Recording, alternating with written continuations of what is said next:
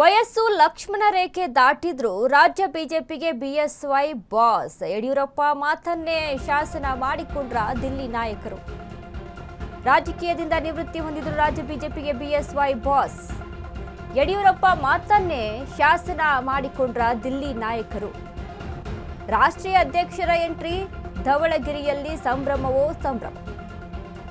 ಬೆಂಗಳೂರಿಗೆ ಎಂಟ್ರಿ ಆಗ್ತಿದ್ದಂತೆ ಯಡಿಯೂರಪ್ಪ ನಿವಾಸಕ್ಕೆ ನಬೀನ್. ಆತ್ಮೀಯವಾಗಿ ನಿತಿನ್ ನಬೀನ್ಗೆ ಸ್ವಾಗತ ಕೋರಿದ ಮಾಜಿ ಸಿಎಂ ಬಿಎಸ್ವೈ. ಬಿಜೆಪಿ ಪಾಲಿಗೆ ದಕ್ಷಿಣ ಭಾರತದ ಭೀಷ್ಮ ಎಂದೇ ಖ್ಯಾತಿಯಾಗಿರುವಂತಹ ಬಿಎಸ್ವೈ ಮನೆಯಲ್ಲಿಯೇ ಉಪಹಾರ ಸೇವಿಸಿದ ಅಧ್ಯಕ್ಷ ನಿತಿನ್ ನಬೀನ್. ಪುತ್ರನ ರಾಜಕೀಯ ಭವಿಷ್ಯಕ್ಕೆ ಅಖಾಡಕ್ಕಿಳಿದ್ರ ಮಾಜಿ ಸಿಎಂ ಬಿಎಸ್ವೈ. ಅಭಿಮಾನೋತ್ಸವದ ಮೂಲಕ ರಾಷ್ಟ್ರೀಯ ಬಿಜೆಪಿಗೆ ಬಿಎಸ್ವೈ ಶಕ್ತಿ ಪ್ರದರ್ಶನ. ಪುತ್ರ ವಿಜೇಂದ್ರ ಹಾಗೂ ಪಕ್ಷಕ್ಕೆ ದೊಡ್ಡ ಮೈಲಿಗಲ್ಲು ತೋರಿಸಿದ ಬಿಎಸ್ವೈ.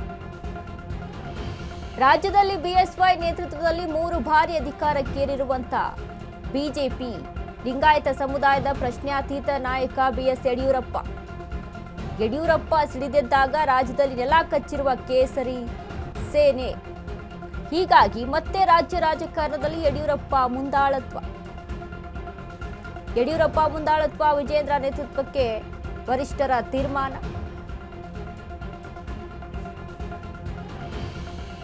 ಈಗಾಗಲೇ ಬಿಜೆಪಿ ವಲಯದಲ್ಲಿ ರಾಜ್ಯಾಧ್ಯಕ್ಷರ ಬದಲಾವಣೆ ವಿಚಾರಕ್ಕೆ ಸಂಬಂಧಪಟ್ಟಂತೆ ಚರ್ಚೆ ನಡೀತಾ ಇದೆ. ಯಡಿಯೂರಪ್ಪ ಅವರ ಸಾಧನೆ ಏನು? 2019ರಲ್ಲಿ 4ನೇ ಬಾರಿ ಸಿಎಂ ಆಗಿ ಅಧಿಕಾರ ಸ್ವೀಕಾರ ಮಾಡ್ತಾರೆ. ದಕ್ಷಿಣ ಭಾರತದಲ್ಲಿ ಬಿಜೆಪಿ ಅಧಿಕಾರಕ್ಕೆ ತಂದ ಖ್ಯಾತಿ ಇದೆ. 1983ರಲ್ಲಿ 2 ಸ್ಥಾನದಿಂದ ಗೆದ್ದಿದ್ದಂತಹ ಬಿಜೆಪಿ ಬಿಎಸ್ವೈ ಗಟ್ಟಿ ನಾಯಕತ್ವ ಹೋರಾಟದ ಫಲವೇ ಬಿಜೆಪಿಗೆ ಗೆಲುವು. 1994ರಲ್ಲಿ ಬಿಎಸ್ವೈ ನೇತೃತ್ವದಲ್ಲಿ 40 ಸ್ಥಾನ ಗಳಿಸಿದ ಬಿಜೆಪಿ. 1994ರಲ್ಲಿ ವಿಪಕ್ಷ ಸ್ಥಾನಕ್ಕೆ ಬಿಜೆಪಿ ತಂದಿದ್ದ ಯಡಿಯೂರಪ್ಪ. 1999ರಲ್ಲಿ ಬಿಎಸ್ವೈ ನೇತೃತ್ವದಲ್ಲಿ 44 ಸ್ಥಾನ ಗಳಿಸಿದ ಬಿಜೆಪಿ 2004ರಲ್ಲಿ 79ನೇ ಸ್ಥಾನ ಗೆದ್ದು ವಿಪಕ್ಷ ಸ್ಥಾನಕ್ಕೆ ಏರ್ತಾರೆ.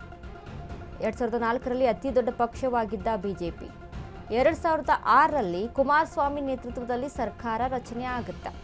2006ರಲ್ಲಿ ಮೈತ್ರಿ ಸರ್ಕಾರದಲ್ಲಿ ಡಿಸಿಎಂ ಆಗಿ ಕೆಲಸ ಮಾಡಿರ್ತಾರೆ. ಇನ್ನು ನವೆಂಬರ್ 12, 2007ರಲ್ಲಿ ಮೊದಲ ಬಾರಿ ರಾಜಕೀಯ ಯಡಿಯೂರಪ್ಪ ಅವರ ಸಾಧನೆ ಏನು ಪಕ್ಷದಲ್ಲಿ ಅಂತ ನೋಡಿದಾಗ ದಕ್ಷಿಣ ಭಾರತದಲ್ಲಿ ಬಿಜೆಪಿ ಅಧಿಕಾರಕ್ಕೆ ತಂದ ಖ್ಯಾತಿ ಯಡಿಯೂರಪ್ಪ ಅವರಿಗಿದೆ. 2023ರಲ್ಲಿ ಬಿಜೆಪಿಗೆ ಹಿನ್ನಡೆ ಆಗಿದ್ದಕ್ಕೆ ಮುಖ್ಯ ಕಾರಣದಲ್ಲಿ ಬಿಎಸ್ ಯಡಿಯೂರಪ್ಪ ಅವರ ಕಡೆಗಣನೆ ಕೂಡ ಒಂದಾಗಿರುವಂಥದ್ದು. ಹಾಗಾಗಿ ಈ ಬಾರಿ ಯಡಿಯೂರಪ್ಪ ಅವರ ಕಡೆಗಣನೆಯಲ್ಲಿ ಹೈಕಮಾಂಡ್ ಸಾಕಷ್ಟು ಯೋಚನೆ ಮಾಡಬೇಕಾಗುತ್ತೆ. ಸಾಕಷ್ಟು ಯೋಚನೆ ಮಾಡಿ ಮುಂದಕ್ಕೆ ಕಾಲಿಡಬೇಕಾಗುತ್ತೆ. ಇದೀಗ ಯಡಿಯೂರಪ್ಪ ಬಿಎಸ್ವೈ ಮನೆಯಲ್ಲಿ ಉಪಹಾರ ಸೇವಿಸಿದಂತಹ ನಿತಿನ್ ನಬೀನ್. ಪುತ್ರನ ರಾಜಕೀಯ ಭವಿಷ್ಯಕ್ಕೆ ಅಖಾಡಕ್ಕಿಳಿದ್ರ ಮಾಜಿ ಸಿಎಂ ಬಿಎಸ್ವೈ ಅಂತ ಅಂದ್ರೆ ಎಸ್, ಹೌದು. ಯಡಿಯೂರಪ್ಪ ಅವರ ಅಭಿಮಾನೋತ್ಸವ ಕಾರ್ಯಕ್ರಮ ಯಾಕಾಯಿತು?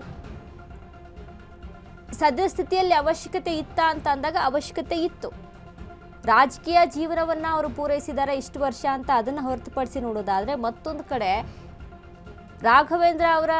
ವಿಜೇಂದ್ರ ಅವರ ಸೀಟ್ ವಿಚಾರಕ್ಕೆ ಸಂಬಂಧಪಟ್ಟಂತೆ ರಾಜ್ಯಾಧ್ಯಕ್ಷ ಸ್ಥಾನವನ್ನ ಉಳಿಸ್ಕೊಳ್ಬೇಕು ಅನ್ನುವಂಥ ನಿಟ್ಟಿನಲ್ಲಿ ಕೂಡ ಒಂದು ಪ್ರಯತ್ನ ಆಯಿತು. ಬಟ್ ಇದೀಗ ಬಿಜೆಪಿಯಲ್ಲಿ ಚರ್ಚೆ ನಡೀತಾ ಇದೆ, ಯಾರಿಗೆ ಅವಕಾಶ ಮಾಡಿಕೊಡಬೇಕು ಅನ್ನುವಂಥದ್ದು. ಇದೀಗ ಪುತ್ರನ ರಾಜಕೀಯ ಭವಿಷ್ಯವನ್ನ ನೋಡಬೇಕು ಅಂತ ಅಂದ್ರೆ ಅಖಾಡಕ್ಕಿಳಿಯಲೇಬೇಕು. ಯಡಿಯೂರಪ್ಪ ಅಖಾಡಕ್ಕಿಳಿದಿದ್ದಾರೆ. ಇದೆಲ್ಲವೂ ಕೂಡ ಎಷ್ಟರ ಮಟ್ಟಿಗೆ ವರ್ಕೌಟ್ ಆಗುತ್ತೆ, ಹೈಕಮಾಂಡ್ ತೀರ್ಮಾನವೇನು ಕಾದು ನೋಡಬೇಕು.